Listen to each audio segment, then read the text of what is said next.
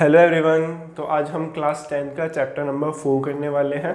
बहुत इजी है, ध्यान से समझना है, ठीक है। चैप्टर का नाम है वैसे तो linear equation and it's inequalities, मतलब उसमें विभिन्नता है कि लीनियर इक्वेशन में किस किस तरह के डिफरेंसेस आते हैं, वो भी 2 वेरिएबल्स में। क्लास 9th में अपन ने देखा था, 2 इक्वेशन दी हुई थी, दोनों लीनियर इक्वेशन थी, मतलब एक लाइन की इक्वेशन थी और hit and trial method, substitution method लगाकर अपन ने एक्स वाई की दो टेबल तैयार की थी, उसकी वैल्यूज़ की, और एक ग्राफ ड्रॉ किया था। यहाँ पर भी सेम वैसे ही करना है, बस यहाँ पे अपन को थोड़ा सा स्टेटमेंट और देखना है, उनके बारे में समझाना है, ठीक है। चलो, यहाँ पर मैंने 2 इक्वेशन ले ली, सबके जो कोफिशिएंट है वो डिफरेंट है। फर्स्ट वाली इक्वेशन में a1 b1 c1 डाल दिया, सेकेंड वाली इक्वेशन में a2 b2 c2 डाल दिया, ठीक है। इस सिस्टम को कहते हैं, जो अपन ग्राफ में शो करने वाले, वो है simultaneous linear equation system for 2 variables. Wording है, सिर्फ एक बार पढ़नी है। देन यहाँ पर अपन को अभी इन इक्वेशंस में 3 केसेस दिए हुए हैं, इन 3 केसेस में क्या है वो समझते हैं। देखो, जब अपन कंपेयर करेंगे इनके सारे कोफिशिएंटों को, a1/a2 b1/b2 c1/c2, अगर यहाँ पर पहला ही a1 और b1 के बीच वाला जो साइन है वो इक्वल नहीं आ रहा है, अनइक्वल आ रहा है, तो हमारा जो सॉल्यूशन बनेगा वो बनेगा यूनिक सॉल्यूशन। यूनिक सॉल्यूशन का मतलब इंटरसेक्टिंग लाइन, मीन हमारा जो ग्राफ आएगा, अगर ग्राफिकली देखेंगे तो दोनों लाइनें आपस में कट होगी, इंटरसेक्ट होगी, और जब भी 2 लाइन आपस में इंटरसेक्ट होती है तो सिर्फ एक यूनिक सॉल्यूशन बनता है, ठीक है। यूनिक सॉल्यूशन आ गया, मतलब अगर कहीं पर भी सॉल्यूशन आ रहा है ग्राफ में, तो उस ग्राफ को क्या बोलेंगे? कंसिस्टेंट। एक भी सॉल्यूशन आ जाए, एटलीस्ट 1 सॉल्यूशन, तब बोला जाता है वो कंसिस्टेंट, ठीक है।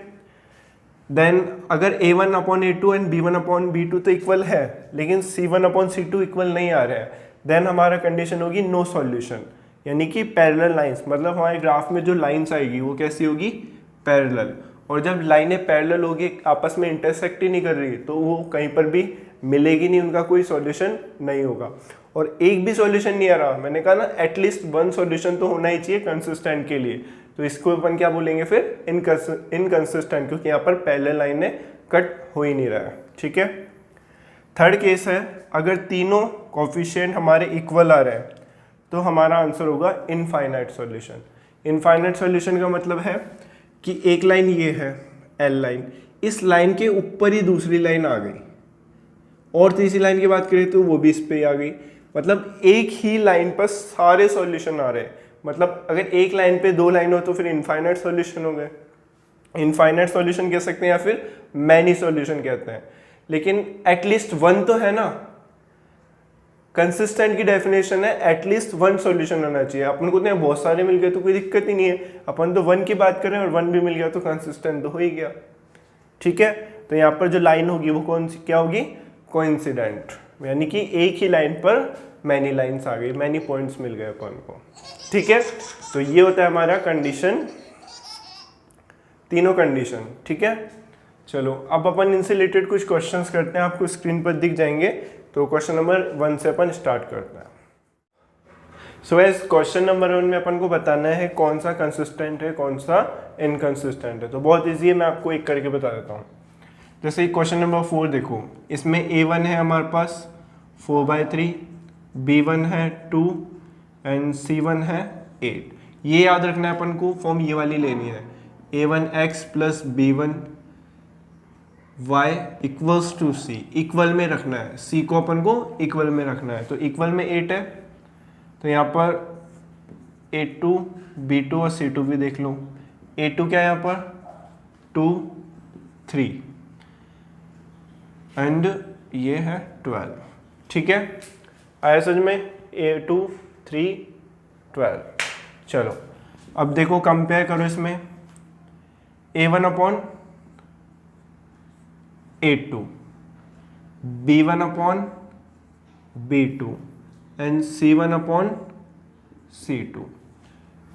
पहले कट कर लो, जो कट हो रहा है ये चला जाएगा ऊपर, ही आ जाएगा नीचे, तो 4 × 1 एंड 6, 2/3 एंड 8/12।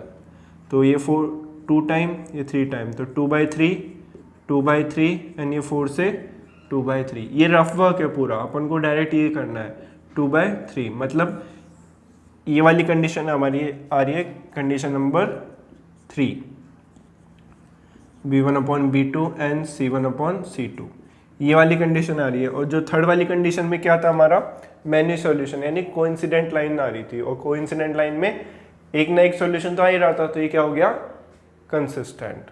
ठीक है, अब चलो क्वेश्चन नंबर 2 देखो। सो गाइस क्वेश्चन नंबर 2 में अपन को ग्राफिकली सॉल्व करना है लीनियर इक्वेशन एंड लास्ट में उसका नेचर भी बताना है। तो सॉल्व करने का मतलब क्या है, चलो पहले तो एक बार जैसे अपन 9th में करते आ रहे हैं वैसे कर लो। A1 है यहाँ पर 3, B1 है यहाँ पर -2 एंड C1 है यहाँ पर 4, A2 B2 एंड C2 10। तो पहले एक बार कंडीशन देखो क्या है, A1/A2 यानी कि 3/2 एंड ये हो गया -2/2 और ये हो गया 4/10। तो देखो ये ही हमारा इक्वल नहीं आ रहा है, तो उसको तो अपन देखेंगे ही नहीं। मतलब अगर हमारा सिर्फ यहीं पे हो जाए ना, A1/A2 not equals to B1/B2, तो C1 को देखने की जरूरत नहीं है। यहाँ पर अपन सीधा बोल देंगे कौन सा, फर्स्ट वाली कंडीशन यानी कि यूनिक सॉल्यूशन आएगा, मतलब हमारी इंटरसेक्टिंग लाइन्स आएगी। चलो ये तो हमने नेचर फाइंड कर लिया एक बार। अब इस नेचर को अपन ग्राफिकली कैसे प्रूव करेंगे वो करके देखो। 3x - 2y = 4, इसको थोड़ा सा सॉल्व कर लो। 3x = 4 + 2y and x = 4 + 2y/3। अब जैसे 9th क्लास में करते थे hit and trial method, y की वैल्यू अपने मन से रखनी है अपने अंदाजे से, देन एक x की वैल्यू फाइंड करनी है। तो क्या रख सकते हैं, व्हेन, वैसे तो जनरली 3 वैल्यूज अपन को निकालनी होती है, मैं 2 में करके बता रहा हूँ आपको। 2 भी इजी है, 2 में भी हो जाएगा। बात तो ये कि अगर एक पॉइंट ये रहा, एक पॉइंट ये रहा, एक पॉइंट ये रहा, तो जब जहाँ 2 मिलेंगे तीसरा भी मिल जाएगा। अगर तीसरे को नहीं करेंगे लाइन तो सेम ही रहेगी ना, तो 2 से भी काम चल जाएगा। 3 चाहो तो 3 भी तुम निकाल सकते हो, सेफ्टी के लिए 3 कर लो, ठीक है। वैन, अब यहाँ पे थोड़ा सा देखो, 4 + 2 है 6 हो जाएगा। तो अगर मैं y की वैल्यू 1 रख लूँ, y = 1 रखा, तो x कितना आ जाएगा मेरा, 162 आ गया। ठीक है, चलो ये लिख लो, x = 1 रखा। ये मैंने सॉल्व किया है, अपने आप में सॉल्व कर लिया। तुम चाहो तो सॉल्व भी कर सकते हो, डायरेक्ट भी लिख सकते हो। तो x की वैल्यू कितनी आ जाएगी हमारी, 2। अगर मैं y की 0 रखूँ तो ये हो जाएगा 0, ऊपर रह जाएगा 4/3, मतलब एक हमारा वैसा नंबर आ जाएगा, रेशनल नंबर। तो वैल्यूज ऐसी रखने की कोशिश करो, तुम्हारा काम बन जाए। और क्या रख सकते हो y की वैल्यू, सोचो। यहाँ पे 4 है, यहाँ अगर यहाँ पर 8 हो जाए तो ये 12 हो जाएगा। अगर y की वैल्यू मैं 4 रखूँ तो ये हो जाएगा 4 × 2 = 8, 8 और 4 12, और 12 में 3 से डिवाइड करोगे तो कितना आ जाएगा, x भी आ गया 4, 2 वैल्यूज आ गई। चलो अब ये वाला ले लो, 2x + 2y = 10। 2x = हो गया 10 - 2y, x = हो गया 10 - 2y/2। अब एक बार और वैल्यूज रख के देखो। यहाँ पर y की वैल्यू क्या रखोगे, 10 में से अगर मैं 0 माइनस करूँ तो 10 ही रहेगा। तो अगर y की वैल्यू मैंने कितनी रख दी, 0, तो x कितना आ जाएगा मेरा, 10/2 यानी कि 5। ओके, y की वैल्यू अगर मैं यहाँ पर 2 रख दूँ तो हो जाएगा 2 × 2 = 4, 10 में से 4 गया 6, 6 से 2 से डिवाइड करोगे तो x आ गया 3। चलो हमारे पास अब 2 वैल्यूज आ चुकी है। तीसरी भी निकाल लेता हो तो तीसरी भी निकाल लो। मैं 2 ही निकाल रहा हूँ क्योंकि बोर्ड है, बोर्ड में पास एकदम फिक्स ग्राफ है नहीं, लाइनिंग है नहीं, तो 2 में ही कन्फ्यूज़न होगा। फिर मैं ट्राई करूँगा कोई कन्फ्यूज़न ना आए, क्योंकि स्ट्रेट लाइन नहीं ड्रॉ कर सकता ना मैं। आपके पास तो ग्राफ है, ग्राफ में आप कर सकते हो। ठीक है, तो ये रफ कर रहा हूँ मैं, यहाँ पर ग्राफ ड्रॉ कर देता हूँ, कोशिश करूँगा अच्छा से आ जाए।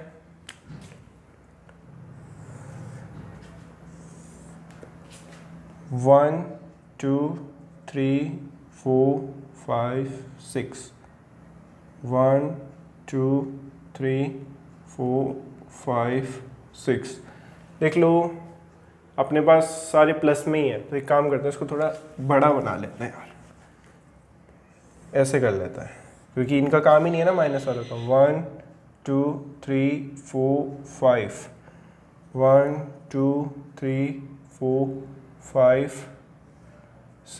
6 भी ले लो क्योंकि 5 तक जाना है अपन को। ये 0 है। फर्स्ट वाली लाइन के लिए देखो y इक्वल्स टू 1 है, x इक्वल्स टू 2 है। y equals to 1, x equals to 2, मतलब ये आ गया लगभग यहाँ, ये आ गया 0.1। y4 x4, तो y पे भी 4 और x पे भी 4, ये रहा, तो ये आ जाएगा इधर इसके आसपास। अब देखो यहाँ पर थोड़े अंदाजे से ही लगा रहा हूँ मैं, तुम्हारे पास तो ग्राफ होगा, ग्राफ से परफेक्ट बन जाएगा। ठीक है, इस वाले के लिए देखो y0 x5, y0 x5 यहाँ होगा, तो एक पॉइंट तो ये हो गया। y2, y पर 2 x पर 3, ये रहा, मतलब यहाँ इसके आसपास आएगा। तो अब इन दोनों को मिलाओगे तो ये बन जाएगा यहाँ पर। ठीक है, यहाँ पर ये कट रहा है। अब यहाँ पे कटने के बाद क्या वैल्यूज आ रही है वो तो मैं नहीं बता पाऊंगा अभी, ये आ रही है लगभग 2 और 3 आसपास, लेकिन टोटली ग्राफ यहाँ पे ड्रॉ नहीं किया जा सकता, तो आप एक बार खुद ग्राफ में ट्राई करना, करेक्ट वैल्यू आ जाएगी। ठीक है, बाकी करना अपन को ऐसे ही है। यहाँ तुम इतना देख सकते हो ग्राफ में जो लाइनें हैं वो इंटरसेक्टिंग लाइन है, और इंटरसेक्टिंग लाइन कब होती है? जब यूनिक सॉल्यूशन हो, कंसिस्टेंट हो और केस नंबर 1 हो तब। ठीक है, बस ये अपन को नेचर बताना था, और सॉल्यूशन की वैल्यू तुम निकाल देना। यह काम करूँगा मैं आपको स्क्रीन पर, लास्ट में सारे आंसर्स दे दूंगा, वहाँ पर आपको वैल्यूज दिख जाएगी। ठीक है, चलो अब चलते हैं क्वेश्चन नंबर 3 पर। So guys question number 3 and 4 same as it is question number 2 की तरह ही है, एज इट इज है। देखो क्वेश्चन नंबर 3 में बस एक्स्ट्रा करना क्या है, अपना जो भी सॉल्यूशन आ रहा है, चाहे वो नो सॉल्यूशन हो, चाहे यूनिक सॉल्यूशन हो, चाहे पैरेलल लाइंस हो, कुछ भी हो, जो भी सॉल्यूशन आ रहा है वो सॉल्यूशन y एक्सिस पे कहाँ कट हो रहा है। चाहे पैरेलल आ रही है तो पैरेलल लाइनें भी y एक्सिस पे जहाँ कट हो रही है, तो उन कट करने वाले पॉइंट्स के कोऑर्डिनेट अपन को लिखने हैं। बस इतना करना है, ग्राफ बनाना है, नेचर लिखना है, और y एक्सिस पे वो कट कहाँ कट हो रहा है वो करना है। क्वेश्चन नंबर 4 में भी सेम यही करना है, बस उसको थोड़ा सा एक्स्ट्रा बना के दे दिया। वहाँ पर भी अपनी 2 इंटरसेक्टिंग लाइन आएगी, एक लाइन ये आ गई, एक लाइन ये आ गई। लाइन आने के बाद यहाँ पर एक ट्राइंगल बन गया। अब इस ट्राइंगल के जो कोऑर्डिनेट्स है y एक्सिस पर कहाँ कहाँ है वो लिखना है, और ये दोनों लाइनें कहाँ पर इंटरसेक्ट कर रही है, x की और y की जो वैल्यू होगी वो लिखनी है। तो ये आप जब ग्राफ में करोगे, करेक्ट करते जाना, वहाँ पर परफेक्ट पॉइंट आ जाएंगे, वही आपका आंसर हो जाएगा। यहाँ पे मैं नहीं बना सकता, चाहे आपको आंसर शीट में आंसर जरूर दे दूंगा, लेकिन करना ऐसे ही अपन को। बाकी आपकी बुक के आंसर शीट में देख लेना, ऐसे ग्राफ बने हुए हैं। ठीक है, मैं सिर्फ करने का यहाँ पर तरीका बता रहा हूँ। तो 4.1 बहुत ईजी थी, अब देखते हैं 4.2 में, वो भी बहुत ईजी है, ध्यान से समझना। सो गाइस 4.2 में बहुत इजी क्वेश्चन है, एक बार ध्यान से समझना है। यहाँ पर अपन को लीनियर इक्वेशन की इनइक्वालिटीज को शो करना है। ठीक है, मतलब शेडेड पोर्शन दिखाने हैं, जैसा आप एग्जांपल्स में देख रहे होंगे। तो यहाँ पे मैंने 4 एग्जांपल लिए हैं। देखो एक केस पढ़ो पहले, तो अगर x इक्वल्स टू 2 या y इक्वल्स टू 1 ऐसा कोई भी ग्राफ बनाना हो जिसमें ना x सिर्फ a की वैल्यू हो, यहाँ पर y की वैल्यू नहीं है, यहाँ पर x की वैल्यू नहीं है, ये 2 अलग अलग इक्वेशन है, इससे ये भी एक लाइन की इक्वेशन है। तो अगर x इक्वल्स टू 2 है तो वो होगा यहाँ पे, तो जब भी x इक्वल्स टू 2 या x की वैल्यू कुछ भी हो, चाहे प्लस हो चाहे माइनस, तो जो लाइन आएगी वो हमेशा y एक्सिस के पैरेलल आएगी। ठीक है, जस्ट अपोजिट अगर y की वैल्यू हो तो वो x के पैरेलल आएगी लाइन। ठीक है, ये अपन को हमेशा याद रखना। चलो ठीक है, ऐसा इसलिए क्योंकि क्वेश्चन नंबर 1 जो हमारा एग्जाम्पल है इसमें यही गिवन है हमको। क्या है first question, x less than and equals to 2। तो यहाँ पर अपन को 2 तरीके से सॉल्व करना है। एक बार तो क्या ले लेंगे अपन, x इक्वल्स टू 2 लेंगे, और एक बार लेंगे s लेस देन 2। इससे तो अपन देखेंगे वैल्यूज फाइंड करेंगे, लाइन कहाँ बनेगी, लाइन के कोऑर्डिनेट्स फाइंड करेंगे। इससे अपन उसका शेडेड पोर्शन फाइंड करेंगे कि शेडेड पोर्शन किधर की तरफ होगा, लेफ्ट होगा, राइट होगा, अप होगा या डाउन होगा। तो इसके लिए अपन को क्या करना होता है, ओरिजिन से इसको कंपेयर करना होता है। जो ओरिजिन के हमारे कोऑर्डिनेट्स होते हैं उससे वो क्या होता है 0 0। तो y तो है नहीं यहाँ पर, x का क्या होता है 0, तो 0 क्या 0 2 से छोटा होता है, बिल्कुल हाँ होता है, मतलब सेटिस्फाई कर रहा है, सेटिस्फाई कर रहा है। तो हमारा ग्राफ देखो कैसा आएगा। ग्राफ हम देख चुके हैं, x इक्वल्स टू 2 है, मतलब यहाँ पे 1 यहाँ पे 2, जो कि y एक्सिस के पैरेलल आने वाला है।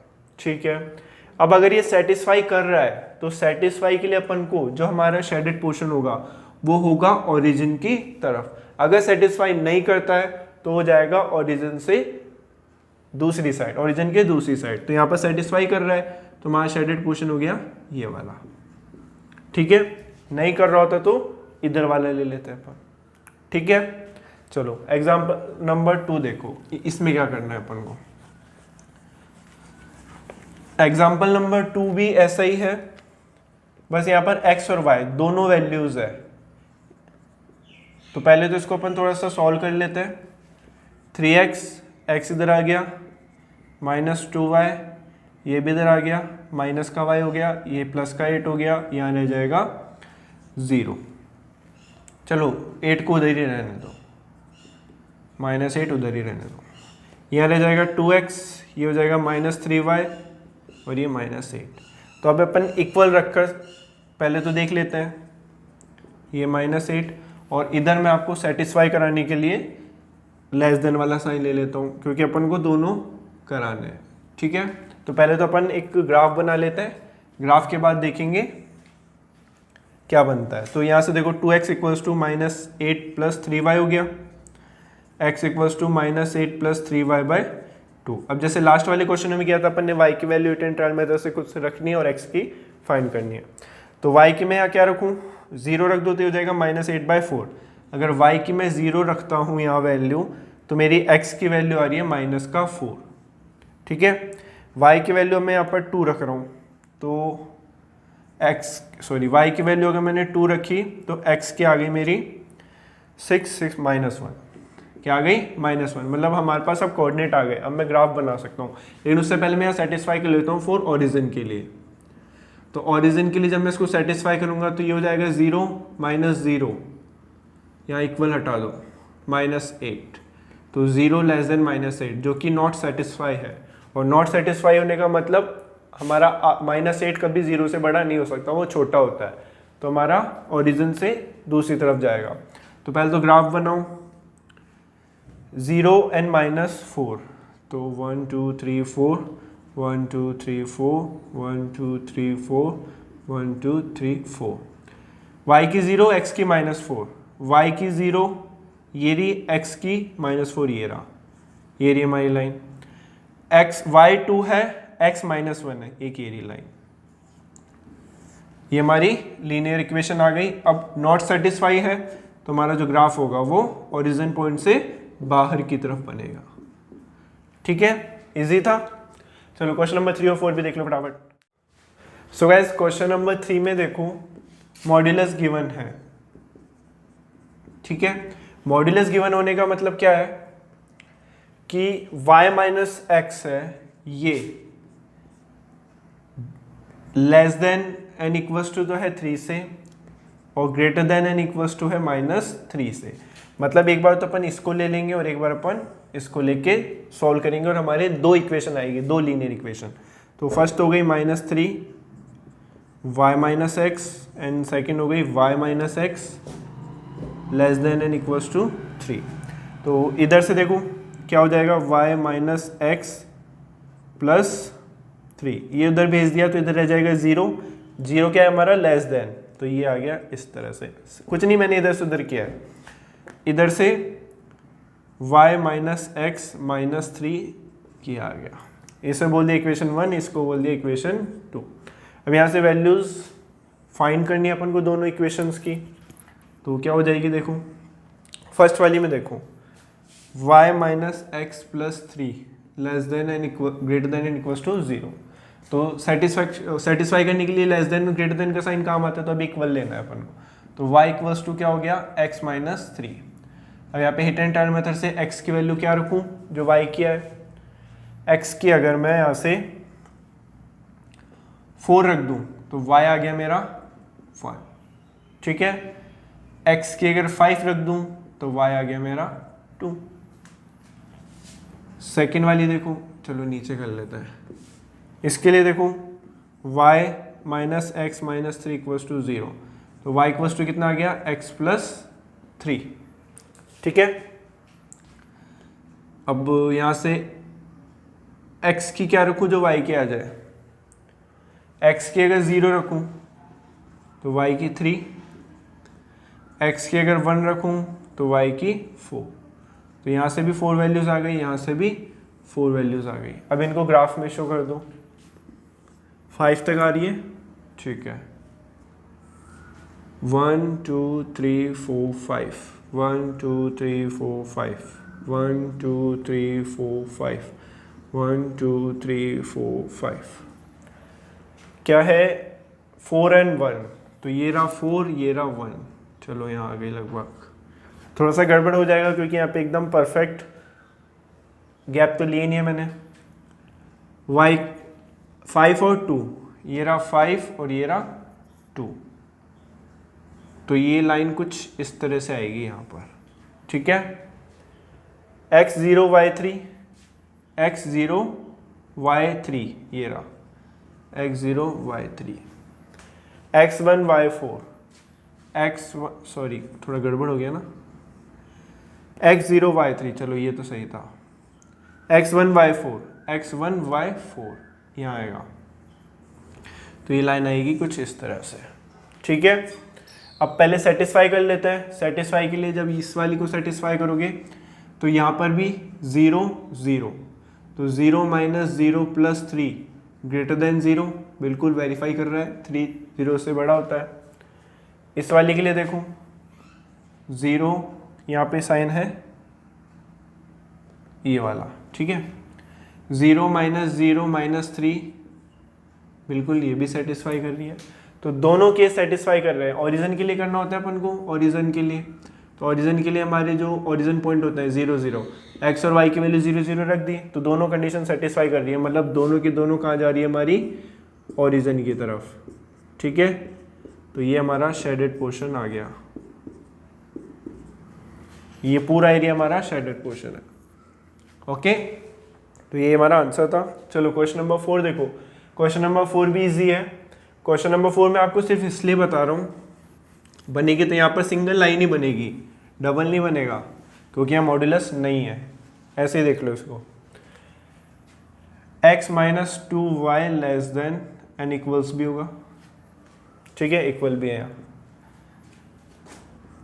x इक्वल्स टू ये प्लस 2y उधर चला गया, तो अब y की वैल्यू 0 रख लोगे, y अगर 0 रखोगे तो x 2 आ जाएगा, y अगर 1 रखोगे तो सॉरी x भी 0 आ जाएगा ना, y 1 रखोगे तो x कितना आ जाएगा 2। चलो ग्राफ बना लो।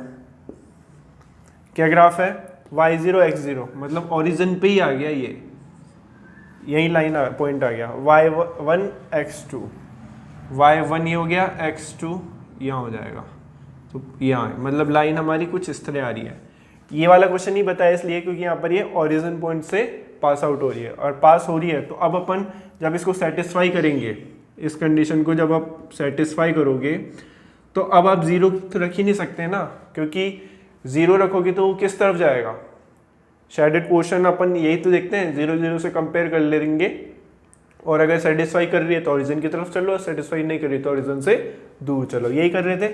तो अब इस कंडीशन में अपन पॉइंट 1 1 से इसको कंपेयर करेंगे, और 1 1 से कंपेयर करोगे तो क्या आ गया 1 माइनस 2, 1 माइनस 2 लेस देन, तो यहाँ आ जाएगा -1, बिल्कुल ये क्या कर रहा है, सेटिस्फाई कर रहा है, और सेटिस्फाई कर रहा है। तो अब यहाँ पे ओरिजिन नहीं है तो कहाँ चलेंगे अपन, यहाँ अपन चलेंगे ऊपर की तरफ, जब भी सेटिस्फाई करना है अपन को ऊपर की तरफ जाना है, ठीक है। तो ये था हमारा क्वेश्चन, आपके बुक में करना है आपको, शायद ये सेकंड या थर्ड क्वेश्चन है, फर्स्ट का देख लेना। और गाइस यहाँ पर एक और सॉल्यूशन ये भी हो सकता है कि अगर आप देखो तो यहाँ पर x y से छोटा है, मतलब यहाँ पर हमारा y बड़ा है, देखो y इक्वल्स टू 1/2 भी यहाँ पर इसको लिखा जा सकता है। इसलिए हम कह सकते हैं कि जो ग्राफ का जो शेडेड पोर्शन है वो ऊपर की तरफ जाएगा, क्योंकि हमारा y बड़ा है और y ऊपर की तरफ प्लस में जा रहा है, तो इसलिए अपना जो शेडेड पोर्शन होगा वो ऊपर भी होगा। ठीक है, तो ये भी एक यहाँ पर रीज़न है। तो ये था हमारा टोटल कंसेप्ट। बहुत इजी कंसेप्ट है, सिर्फ कंसेप्ट समझना था इसका। क्वेश्चन आप ऑटोमेटिकली खुद से हो जाएंगे। ओके, तो चलो, आई होप आपको आज का लेक्चर समझ में आया है। एंड आया तो प्लीज़ वीडियो को लाइक करना है, शेयर करना है, सब्सक्राइब करना है। And thanks for watching. And please comment करना ना भूलें।